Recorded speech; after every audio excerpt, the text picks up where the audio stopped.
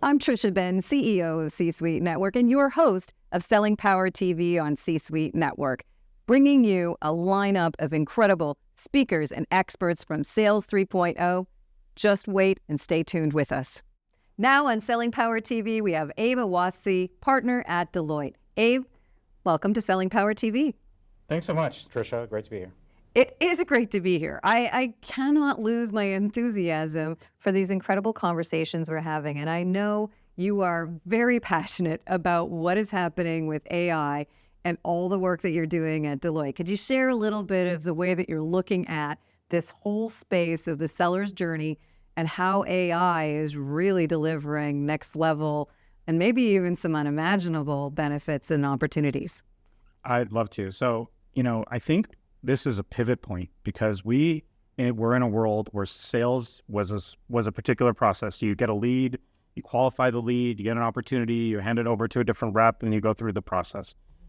The whole world is going to turn over on the other upside down, and you really are in a world where now the way that customers are going to engage with vendors to understand their solutions, to understand how to solve their problems, it gets fundamentally different when you are in a world where you're talking to an AI agent, where you can ask about different solutions and understand how it's going to meet your needs. It really changes as a sales organization how I'm going to face off against it. It means I need to have AI sellers of the future. It means that AI is going to be a co-pilot or co-seller for my sales teams, and then the work they are going to do is going to be fundamentally different. So my whole sales process changes, the data I have underneath it changes, the tools I'm going to use change, the experience we deliver change.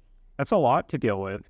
And so I'm having the most fun I've had in a long time, just helping customers, clients think through what that future is going to look like. What are the biggest, I'm so excited by this conversation because, we've got decades of experience into our different areas of expertise by the time we're having this kind of conversation today. And that excitement that you have, what are the most surprising things that you've seen so far or you've been able to uncover as you're using the AI enablement and so on? I think one of the most interesting things is the pace that it's moving at. So I think it started as an opportunity for us to predict something in the future maybe, or then maybe ask a question and get a good answer.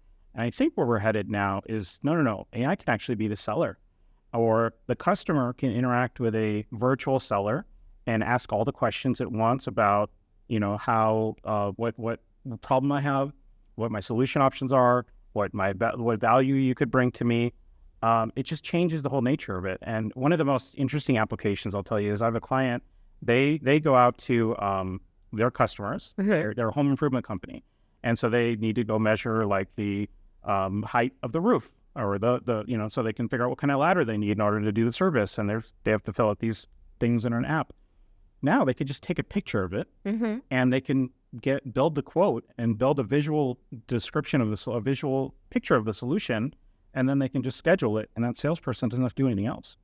They can talk to him, hit the button, take a picture, and it's so much better for the customer because they get a quote faster. They can schedule it right there. They can see what it's going to look like.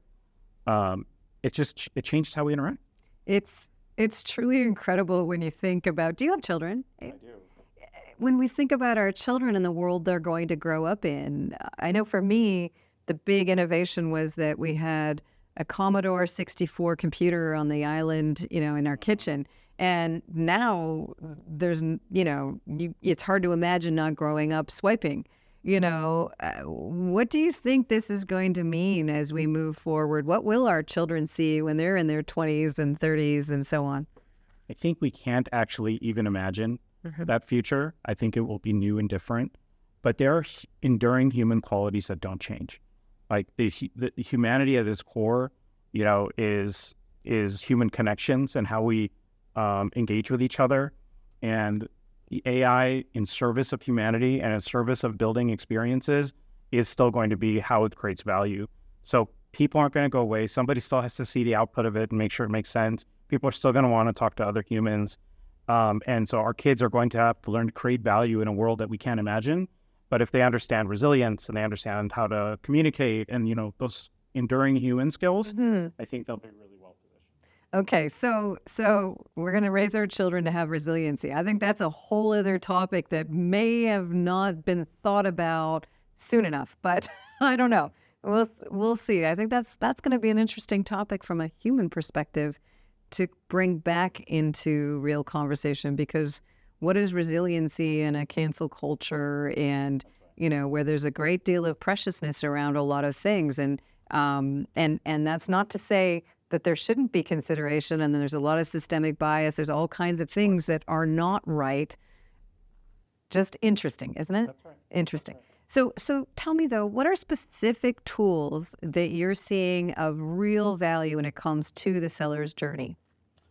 Yeah, so I think I'll give you a three-part answer. So there is a world where clients are saying, okay, I'm going to take my data and put it into a cloud, Azure or AWS or Google, and then I'm going to run OpenAI or some LLM model on top of it. I'm going to produce a result, and then I'll put it in my Salesforce or HubSpot or whatever my CRM is.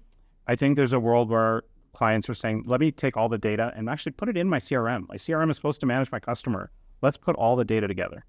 And so now I take all of my customer data, I put it in my data cloud, and I run models off of it. And I think the third is where you use sales enablement capabilities like a Clary, a Gong, that we're seeing those kinds of capabilities.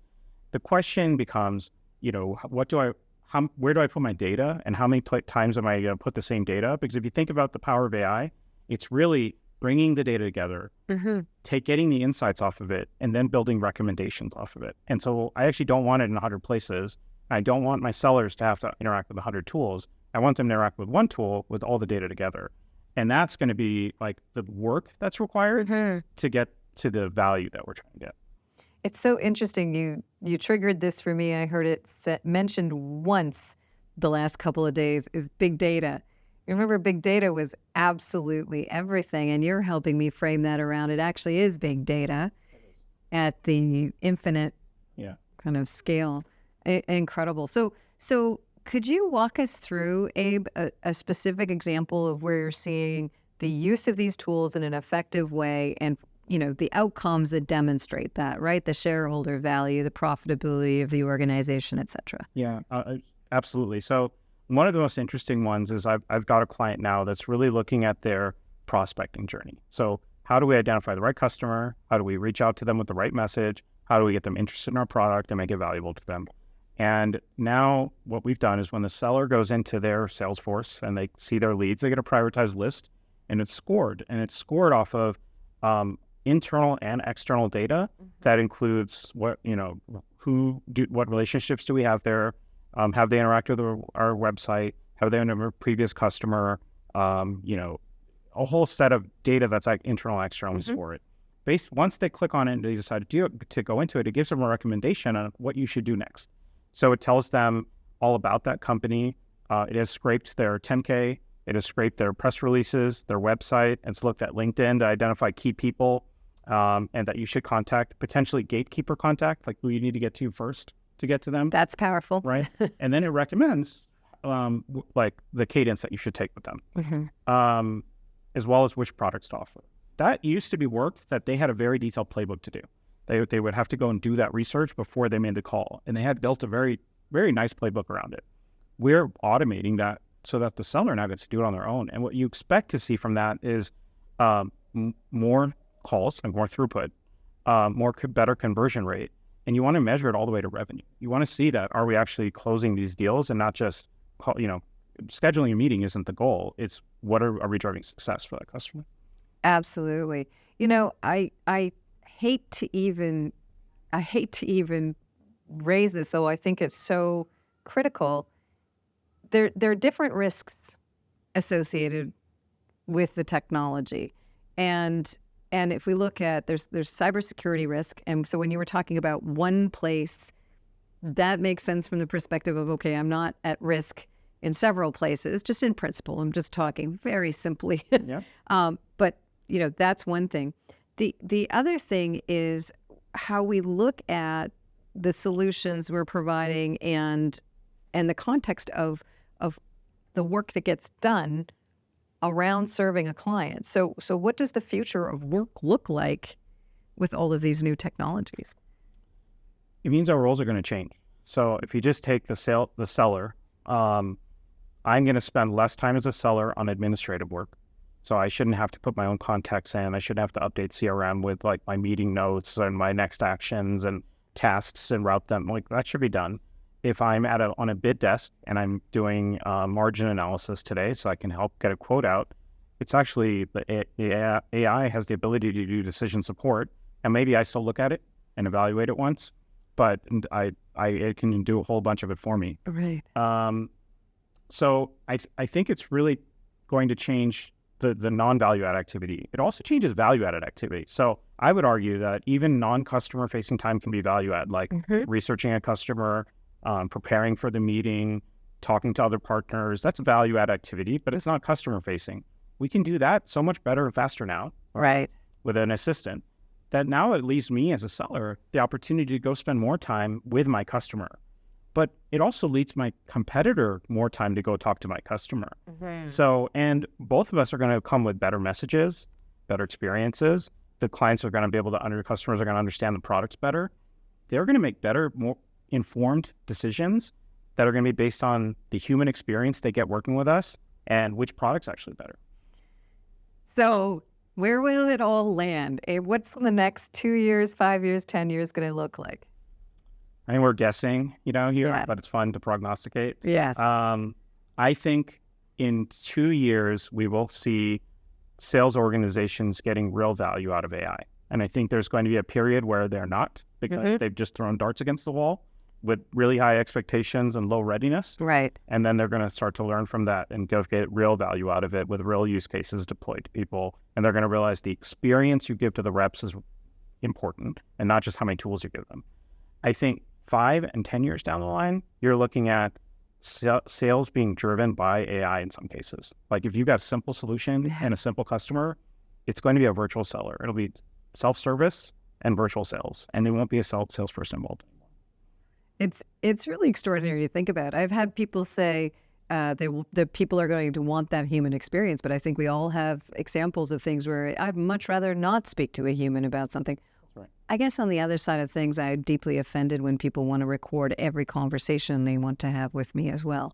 There's an interesting balance and dynamic there, which I guess will play out over the next little while as well. I'm interested in that one. My hypothesis is that it will get normalized over time, right? There's going to be a set of people that are like, why are you recording this call? We don't need to record it. But then over time, everybody will sort of do it, and it'll become a thing that just becomes normal. Everything's actually recorded anyway. Yeah, that's right. And somebody's not using it for nefarious purposes. They're trying to summarize it. Abe, I'm grateful to have gotten to meet you here at Selling Power and Sales 3.0. Can you tell me why nobody should be missing Sales 3.0? It's probably the best mix of different kinds of insight that I've seen anywhere. So I've been to other conferences, and maybe you learn a lot about a particular technology. Another one where you learn a lot about a topic in AI, and everyone tells you why AI is really important. I did one of those recently. Here, I really got to learn about, how to think about the emotions within cells, and like how to, get to the emotional underpinning of a buyer. We got to talk about how to think about your brand and how to grow your brand. We got to talk about the future of enablement. We got to talk about how to grow a podcast business. And we got to talk about AI with real examples. I mean, they're just a breadth of insight, and the depth that each of those teams got to was really interesting. And I think the varied nature of it makes it so valuable. I would recommend it. It's one of my favorite places to be. And Gerhard has just built just such an amazing community.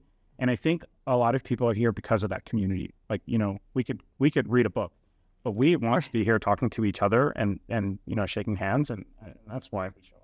May I shake your hand, Abe? Absolutely. Thank you so much for joining us on Selling Power TV. And that's a wrap. I'm Trisha Ben, CEO of C-Suite Network, your host of Selling Power TV. What an incredible set of conversations with the world's best experts in sales at Sales 3.0 with Selling Power.